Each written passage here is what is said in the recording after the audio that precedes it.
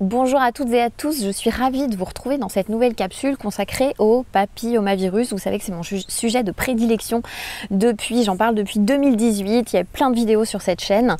Et en tant que naturopathe et aussi formatrice auprès des pharmaciens en compléments alimentaires naturels, eh bien j'ai à cœur vraiment de donner des informations concrète et efficace à un maximum de monde, et je le rappelle ici dans cette vidéo, ce n'est pas incompatible avec la médecine classique et on peut tout à fait combiner les deux.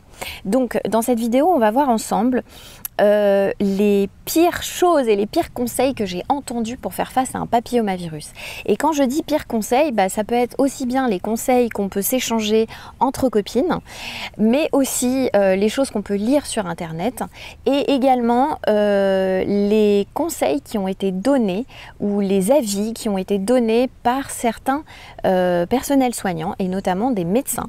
Alors je ne dis pas que c'est la majorité des médecins, mais plusieurs fois, ça fait maintenant 5 ans que j'accompagne des clientes et des clients, environ maintenant vous êtes à 650 personnes qui ont été accompagnées depuis ces dernières années pour faire face au papillomavirus, et j'en ai entendu des vertes et des pas mûres, je peux vous le dire. Et du coup je vais vous faire un petit panel là dans la vidéo de ce qui a été dit, et y compris par certains personnels soignants. Et on va commencer tout de suite avec la première chose que j'ai entendue, la première affirmation qui a été faite, et ça je l'ai entendu plusieurs fois, c'est on ne peut pas guérir d'un papillomavirus, on ne peut pas guérir du HPV. Et souvent quand on parle de ce HPV là, de quoi parle-t-on? On parle de la souche HPV 16, le numéro 16, puisqu'on sait que ça fait partie des HPV à haut risque, la souche 16 et la souche 18. Un petit peu dur à dire, et ces deux souches on les retrouve dans la majorité des cancers, notamment du col de l'utérus. Et c'est vrai que parfois, pour qu'il y ait justement un développement d'une lésion précancéreuse, il faut qu'il y ait une persistance du virus dans l'organisme. Et certains, c'est pas la majorité encore une fois, mais certains médecins se sont permis d'affirmer à certaines de mes clientes que on ne guérissait pas de ce type de papillomavirus, qu'on le gardait à vie. Donc on va voir ensemble justement si c'est une affirmation vraie ou pas. Déjà il faut comprendre que le papillomavirus, c'est vrai que c'est un virus qui va être dans la majorité des cas éliminé par le système immunitaire. Notre système immunitaire sait tout à fait gérer ce genre de choses, puisque on sait que, on va dire, dans 70% des cas, il est éliminé naturellement au bout d'1 an, dans 90% des cas au bout de 2 ans, et dans plus de 90% des cas au bout de 3 ans.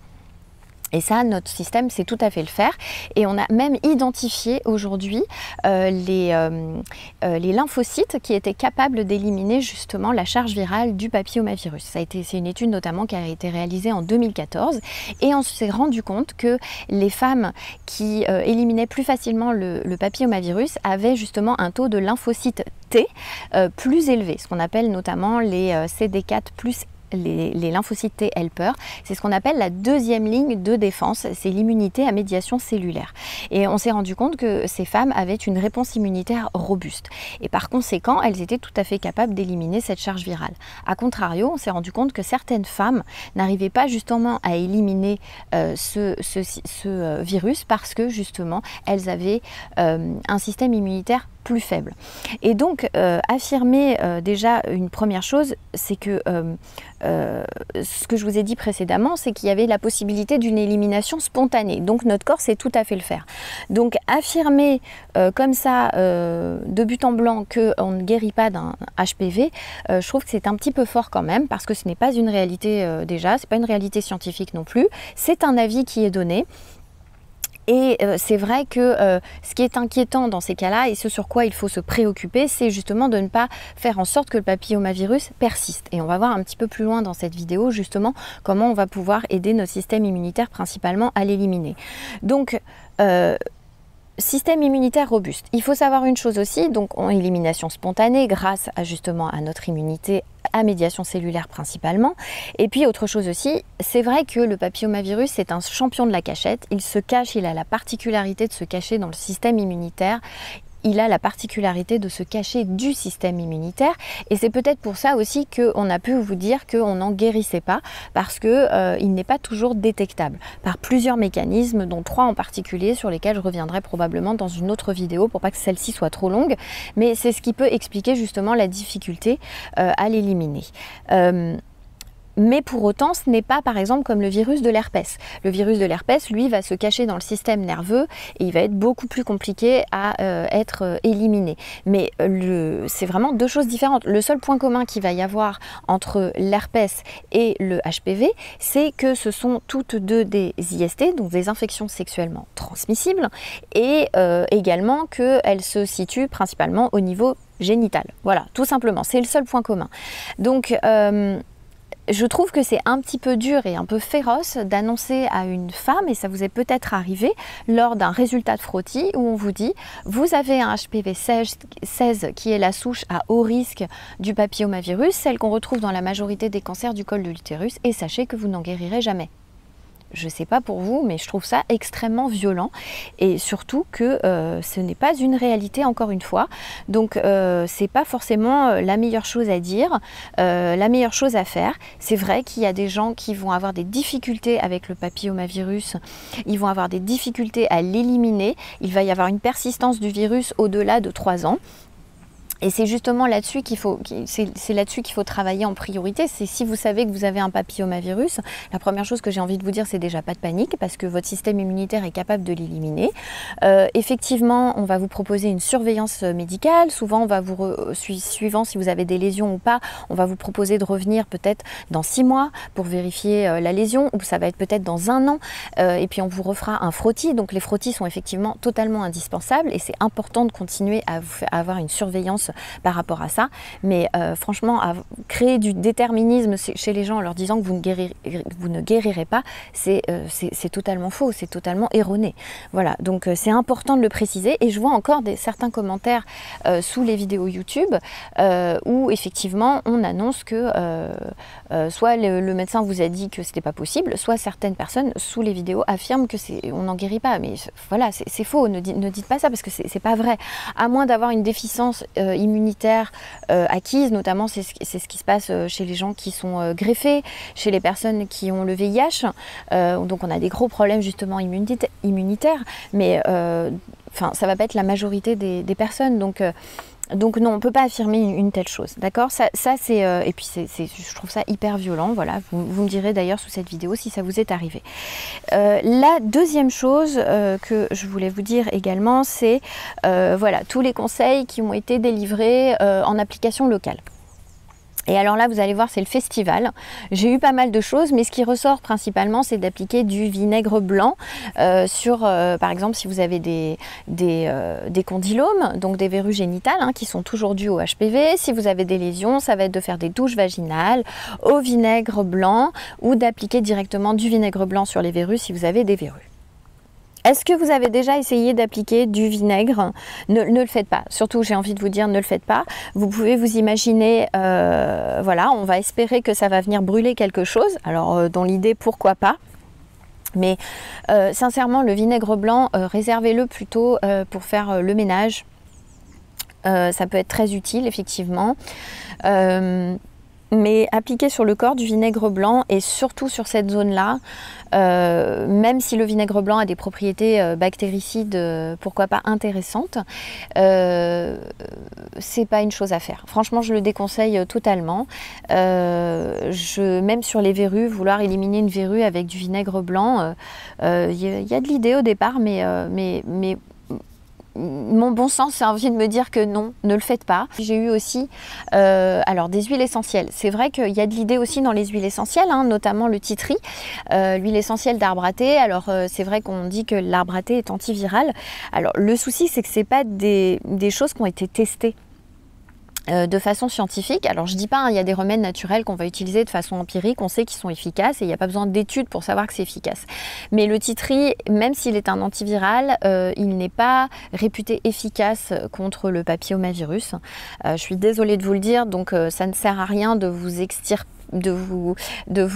faire souffrir à essayer justement de brûler une verrue, de l'appliquer au risque de vous faire mal. En plus, souvent, on ne connaît pas les quantités à appliquer, donc ça peut être aussi dangereux également, parce que les huiles essentielles sont des produits qui sont très puissants, où il y a des molécules très très puissantes et ça ne s'improvise pas de l'utiliser. Il peut y avoir des accidents aussi, une ingestion. Faites attention également si vous avez des enfants en bas âge, vous le savez probablement, mais voilà, je préfère vous le redire. Et puis on n'applique pas forcément les huiles essentielles pures sur la peau, il peut y avoir des réactions aussi. Donc c'est pas forcément la meilleure chose à faire. Et puis surtout, ces huiles, ce vinaigre, tout ça n'ont pas été testés sur le papillomavirus et ne sont pas réputés pour éliminer le papillomavirus. Donc je suis désolée de vous le dire, mais vous risquez de perdre du temps et de vous faire mal, c'est surtout ça. Donc ce ne sont pas des choses à consommer. Oui, effectivement, il y a certaines huiles essentielles qui vont être utiles justement sur le papillomavirus. J'en parle notamment dans mon livre qui s'appelle Soins intimes, petit guide de santé du sexe féminin aux éditions Hachette. Mais encore une fois, ce sont des huiles que vous n'allez pas utiliser de vous-même parce qu'il y a certains dosages adaptés pour ne pas risquer, pour ne pas avoir de risque. Je suis obligée de vous donner ces précautions parce que je ne veux pas que les gens se jettent sur essayer d'avoir des remèdes ou dire ça marche pas. C'est normal parce qu'on l'a pas utilisé de la bonne façon. Ça m'a brûlé, il y a eu des accidents où j'ai fait un surdosage. Voilà. Et on n'applique pas ça comme ça, on ne les ingère pas non plus. Mais par contre, il y a des études scientifiques très intéressantes, notamment sur l'huile de myrte commun, donc Myrtus communis, où effectivement, on a vu qu'il y avait des régressions sur les lésions dû au papillomavirus, également sur la charge virale du papillomavirus. Vous avez d'autres huiles essentielles qui sont antivirales et qui peuvent être très très intéressantes, mais encore une fois, ça va être fait avec le contrôle d'un aromathérapeute, avec des dosages spécifiques pour ne pas risquer les surdosages, les accidents, les brûlures, la neurotoxicité et l'hépatotoxicité de certaines huiles essentielles. Encore une fois, je donne ces précautions, elles sont importantes, d'accord? Et puis enfin, rappelez-vous, on travaille sur le système immunitaire et donc il va y avoir des petites choses à faire que je vais encore une fois vous indiquer un petit peu plus loin. Voilà, donc on oublie le vinaigre blanc, on oublie l'huile essentielle de titri, je suis désolée, c'est pas adapté. Et puis un troisième conseil qui a été donné aussi, et pourtant au départ qui pouvait être intéressant, c'est tout simplement de manger de l'ail. Voilà, il y a plein de gens, alors ça j'ai eu dans pas mal de messages, effectivement, où on dit consommer de l'ail, ça va tuer la charge virale du papillomavirus. Alors si à la base l'ail est très intéressant puisque l'ail a un côté effectivement bactéricide, il va renforcer l'immunité, il contient un acide aminé soufré qui va permettre justement aussi d'avoir une action dépurative notamment sur l'organisme. C'est aussi, il va jouer sur la sphère cardiovasculaire, on sait qu'il est très intéressant dans ce cas-là également. Il joue aussi sur la circulation, sur le côté lipidique, sur le cholestérol, etc. Donc l'ail est formidable et on peut l'utiliser. Mais je suis désolée, encore une fois, il ne va pas être utile dans le cas du papillomavirus. De même, n'essayez pas d'insérer une gousse d'ail dans votre vagin ou dans votre anus. Alors dans le vagin, aïe aïe aïe. Dans l'anus, alors je vais rester modérée dans l'anus. Dans le temps, pour enlever les vers, on insérait une petite gousse d'ail aussi dans l'anus. Il faut bien le dire. Oui, j'ai pas peur de le dire ici. Enrobé avec un peu d'huile d'olive et puis hop, ça fait disparaître les vers, mais ne vous avisez pas de le mettre dans votre vagin, je suis désolée, ça n'agira pas non plus contre le papillomavirus, même si l'ail est bon pour toutes les choses que j'ai indiquées précédemment. Vous risquez encore une fois de vous faire un petit peu mal avec ce bulbe, et puis voilà, donc tout le monde ne supporte pas l'ail non plus, au niveau de l'estomac il n'est pas toujours digéré par certaines personnes, donc au risque d'embaumer également régulièrement quand vous passez, c'est pas ça qui va vous aider à éliminer le papillomavirus. Donc pour ce conseil spécifique, j'ai envie de vous dire non, c'est pas encore ça. Quatrième pire conseil qu'on a pu vous dire également, c'est attendre, ça va partir tout seul. Alors là, j'ai envie de vous dire que c'est vrai, en début de vidéo, je vous ai expliqué qu'effectivement, il risque probablement d'être éliminé par votre système immunitaire et de partir tout seul. Donc, effectivement, attendre, ça va partir tout seul. En effet, pourquoi pas. Par contre, de dire que ça va partir vraiment tout seul, c'est un petit peu compliqué parce qu'on l'a vu, effectivement, le système immunitaire est censé gérer. Ça veut dire quoi? Ça veut dire aussi que le médecin va vous proposer de revenir pour surveiller votre lésion. Il va vous dire, bah, rentrez chez vous tranquillement, vous avez un papillomavirus, c'est pas grave, laissez faire votre corps, l'élimination va être, on va laisser faire, l'élimination va être spontanée, revenez dans un an. Le truc qui se passe souvent, c'est que, et ça je l'ai régulièrement dans les clientes que j'accompagne face au papillomavirus, c'est effectivement, elles vont revenir au bout d'un an. Et au bout d'un an, et notamment je le vois sur les lésions, ce qu'on appelle donc les lésions précancéreuses ou ce qu'on appelle aussi les dysplasies, effectivement, elles vont essayer de vivre leur vie. À chaque examen, elles sont quand même assez stressées, hein, il faut bien le dire, hein, c'est pas rien. Et puis, elles vont revenir, puis on va vous dire, bah, la lésion est toujours là, le papillomavirus est toujours là, bah, il faut attendre encore. Et donc, il va se passer comme ça plusieurs années, on va vous dire, bah, écoutez, c'est pas grave, c'est pas grave, c'est pas grave. Et puis, au bout d'un certain temps, bah, la lésion va peut-être, alors soit elle va disparaître d'elle-même, et c'est tant mieux, soit effectivement, elle va avoir tendance à s'aggraver. On va passer d'une cyne légère, d'une lésion légère à une lésion modérée, et puis on peut passer aussi au bout de quelques années à une lésion sévère. Et le problème qui va se passer, c'est que pendant plusieurs années on vous dira c'est pas grave, et puis un jour on risque de vous dire alors là par contre ça devient complètement urgent et il va falloir vous opérer parce que vous avez une lésion précancéreuse qui est devenue plus sévère et il va falloir absolument la traiter. Donc on est passé de attendre et ne rien faire à il va falloir vous opérer parce que c'est urgent. Et au milieu, c'est le vide intersidéral, c'est-à-dire qu'on ne vous aura pas expliqué du tout comment prendre soin de votre système immunitaire.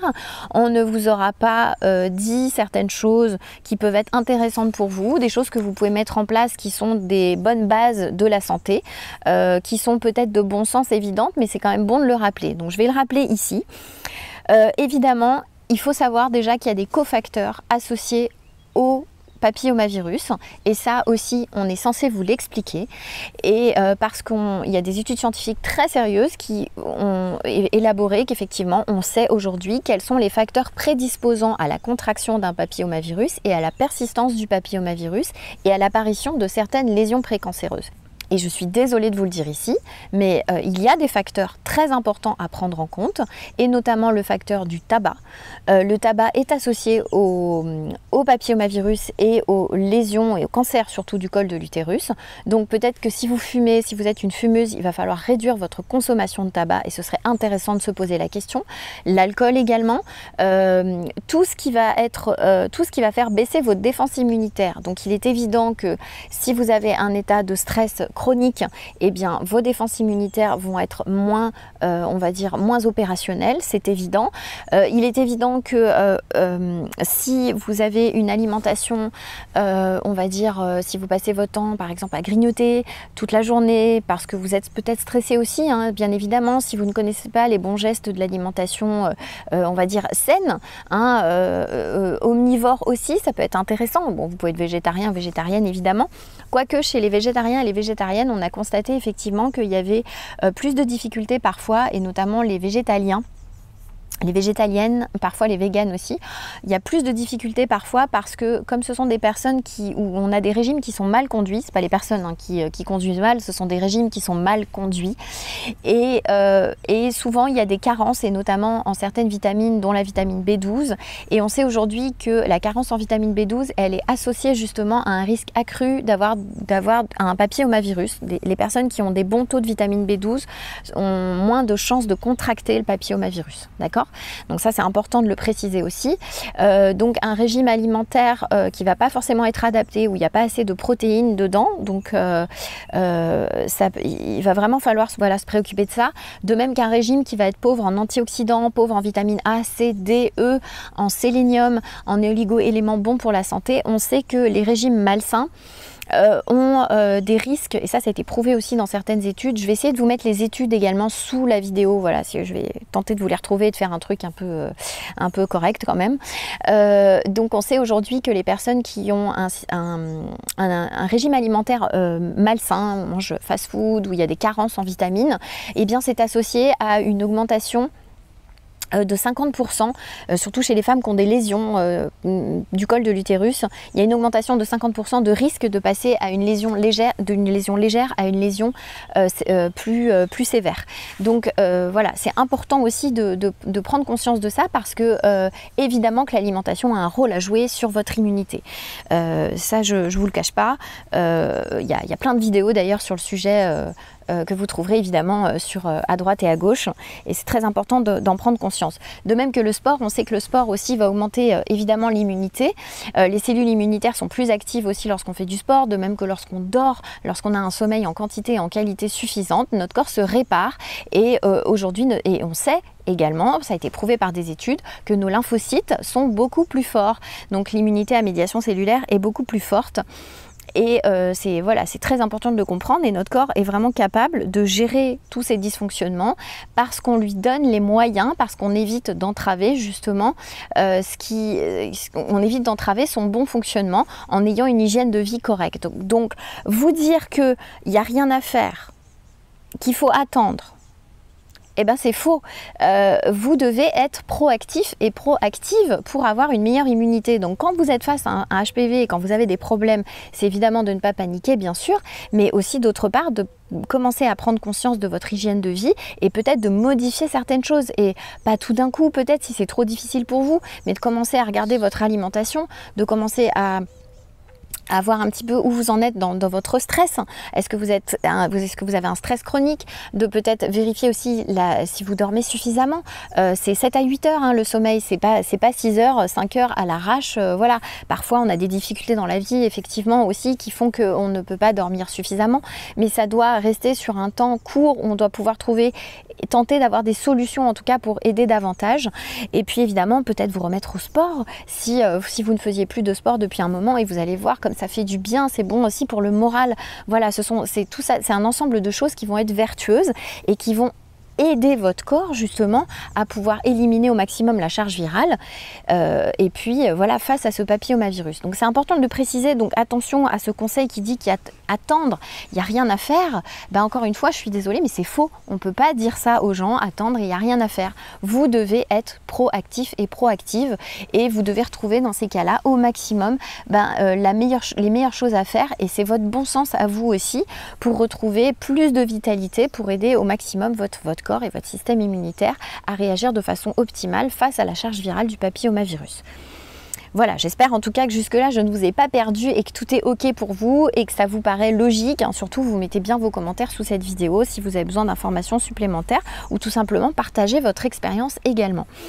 Et enfin, 5e et dernier conseil, lorsqu'on vous dit que ça rejoint un petit peu ce qui a été dit juste avant, quand on vous dit qu'il n'y a rien à faire, certaines personnes aussi se permettent d'affirmer qu'il n'existe aucun traitement naturel contre le papillomavirus. J'ai envie de dire, c'est peut-être vrai effectivement dans la médecine conventionnelle, où effectivement pour le côté antiviral il n'y a pas grand chose. Et en même temps, j'ai envie de vous dire c'est faux, puisqu'il existe en médecine non conventionnelle, et en même temps en médecine non conventionnelle oui et non, puisqu'aujourd'hui on a aussi des études scientifiques probantes, des études cliniques, des méta-analyses, des études in vitro et in vivo qui expliquent que certaines molécules naturelles qui sont issues qui sont dans la nature ont tout à fait la capacité, ont prouvé leur efficacité pour éliminer la charge virale du papillomavirus dans notre organisme. Donc ça reste de la science, et pour moi ça reste de la médecine. Donc le but encore une fois n'est pas d'opposer la médecine conventionnelle à la médecine non conventionnelle, au contraire elles travaillent ensemble, et je trouve qu'elles sont même issues de la même racine, puisqu'à la base les médicaments sont issus des plantes. Pour rappel, au cas où certains l'auraient oublié.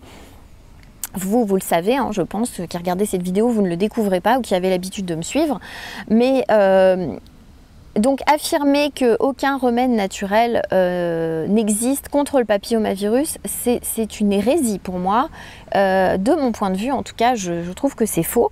Encore une fois, je vous ai expliqué que il y avait substances, notamment on a regardé, voilà, je vous ai parlé des huiles essentielles tout à l'heure, ça c'est une université en Iran qui avait fait une très très belle étude sur plusieurs années, qui est sortie, cette étude est sortie en 2018, donc elle est très récente. On a utilisé des suppositoires, des ovules aux huiles essentielles de myrte, Myrtus communis, donc de myrte commun. On a également mis dedans, il y avait des extraits de plantes standardisés aussi de Myrtus communis, et on a vu qu'il y avait une efficacité sur l'élimination de la charge virale et sur la réduction des lésions. Donc je trouve ça hyper intéressant. Donc de là à dire qu'il n'y a pas de substance naturelle, c'est faux. De même, il y a une étude qui a été réalisée en 2010 sur 1096 personnes âgées de 18 à 65 ans, où effectivement, encore une fois, on a prouvé que en apportant des multivitamines et des minéraux, on augmentait justement la capacité du corps à éliminer la charge virale du papillomavirus. Je vous ai parlé tout à l'heure de la fameuse vitamine B12. Les complémentations, les supplémentations en vitamine B12 ont été également prouvées scientifiquement pour vous aider justement à éliminer la charge virale du papillomavirus. Vous avez aussi pas mal de plantes. Je vous remets la vidéo que j'avais tournée concernant les verrues génitales, où j'indique justement voilà, où je parle de plantes, etc. Encore une fois, il n'y a pas de remède miracle. Mais ce que je veux dire par là, c'est qu'on n'a pas le droit d'affirmer sans savoir ce qui se passe dans le monde entier et sans connaître les études qui ont lieu dans le monde entier. Et quand je dis le monde entier, c'est vraiment partout dans le monde. On a des scientifiques, on a des universitaires qui travaillent justement pour expliquer, pour trouver des substances dans la nature qui vont permettre justement d'éliminer ce genre de maladie. Et je trouve que on fait preuve de paresse intellectuelle, notamment de la part de certains personnels soignants, encore une fois, c'est pas la majorité, qui ne font pas l'effort d'aller regarder les études à ce niveau-là et de prendre conscience qu'effectivement il y a des choses qui existent et qu'on ne doit pas rester dans son petit confort tel qu'on l'a appris, tel que le protocole peut-être nous l'a appris, tel que les études nous l'ont apprise. Et c'est vrai qu'il y a des super médecins qui veulent vraiment guérir les malades, mais c'est comme si ils n'arrivaient pas à avoir accès à des choses qui se passent ailleurs dans le monde. Et je trouve qu'il faut vraiment rester ouvert pour le coup, parce que si on ouvre et qu'on regarde, on constate qu'il y a plein de choses qui sont réalisées et qu'il y a toujours des solutions. Et que parfois cette solution, elle arrive aussi par les patients eux-mêmes qui ont fait leurs propres recherches, peut-être parce qu'ils ont, je sais pas s'ils ont eu le temps de le faire ou quoi, par rapport à un médecin, et vous me direz par rapport à un personnel soignant, mais en tout cas ils ont fait la démarche et ils vont aller justement en parler au personnel de soins, à leurs soignants, à leurs médecins. Souvent aussi, les sages-femmes ont plus le temps aussi d'écouter, d'entendre et d'échanger. Voilà, je veux pas taper sur les médecins en général. Je veux juste dénoncer certains médecins qui osent affirmer des choses qui ne sont pas vraies, qui balaient d'un revers de main des propositions de patients. Vous travaillez main dans la main et aujourd'hui, quand vous êtes patient, c'est super important d'expliquer justement ce que vous avez, sans faire de diagnostic. Vous n'êtes pas là pour faire un diagnostic, le médecin il est là pour ça. Mais vous pouvez en tout cas faire un auto-examen de ce qui vous arrive, de l'expliquer à votre médecin et d'être capable aussi d'expliquer vos inquiétudes, et votre médecin, lui, il doit pouvoir répondre à ces inquiétudes. Voilà, et c'est ça aujourd'hui qui se passe, c'est que je ne sais pas pourquoi, il n'y a pas le temps, enfin voilà, il y a peut-être on est pris dans quelque chose, dans un gros système qui fait qu'on n'a pas le temps de s'occuper de tout ça. Donc s'il vous plaît, le message ici, c'est vous, en tant que patient, vous avez peut-être une responsabilité dans le fait de peut-être vous prendre un petit peu plus en main dans faire un petit bilan par rapport à votre hygiène de vie, ne pas avoir peur de dire les choses, d'échanger aussi avec votre médecin, et vous médecin, toujours de garder à l'écoute votre patient. Même, je sais que vous n'avez pas forcément le temps, je sais que vous êtes pris, je sais que vous avez de la pression aussi, et on l'a vu aussi ces derniers temps pendant la crise sanitaire où il y a des médecins qu'on n'a pas laissé prescrire également, donc c'est important. Je ne vais pas rentrer dans le débat, mais voilà, peut-être que vous êtes pris aussi vous dans un engrenage, mais le but, voilà, c'est de refaire retrouver cette relation de confiance, ce discours où il y a un qui parle, l'autre qui écoute, et on échange, et surtout on écoute vraiment, on a une écoute active. Voilà, c'est le message que je voulais faire passer à travers tous ces conseils qui sont ou toutes ces choses qui sont dites de façon affirmative, et moi aussi j'ai dit des choses affirmatives là-dedans, parce que j'estime que j'ai aussi les arguments aujourd'hui. Ça fait maintenant 5 ans que je travaille sur ce sujet, que j'ai accompagné plus de 650 personnes pour faire face à leur papillomavirus, aussi bien les hommes que les femmes, aussi bien dans des souches compliquées de HPV 16, HPV 18, dans des dysplasies complexes également, allant de la modérée à la sévère, où on a aussi des super résultats, c'est important de le dire aussi.